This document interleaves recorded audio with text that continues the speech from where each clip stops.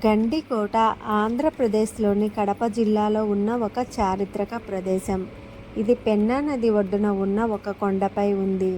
దీనిని ఆంధ్రప్రదేశ్ యొక్క grand canyon అని కూడా పిలుస్తారు. గండికోట చరిత్ర 12వ శతాబ్దం నాటిది.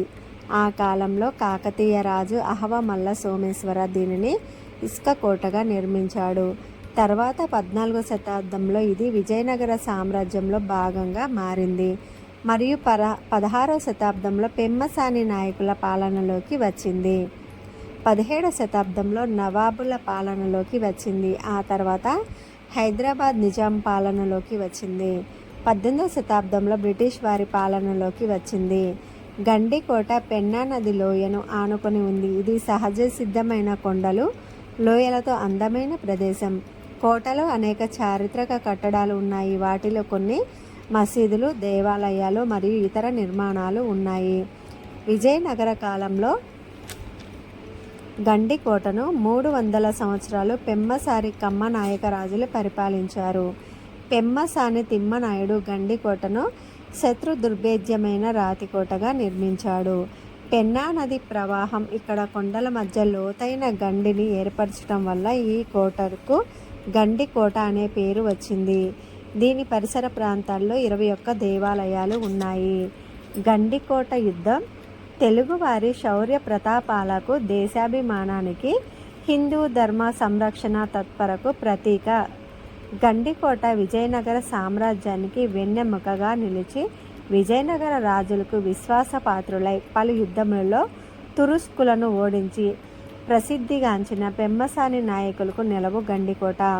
3 శతాబ్దాలు విజయనగర రాజులకు సామంతులుగా పలు యుద్ధములలో తురుస్కులపై విజయాలు సాధించి హిందూ ధర్మ రక్షణకు, దక్షిణ భారత సంరక్షణకు అహర్నిశలు శ్రమించి రాయలవారి ఆస్థానంలో పలు ప్రశంసలు పొంది చరిత్ర పుటల్లోకెక్కిన యోధులు గండికోట నాయకులు.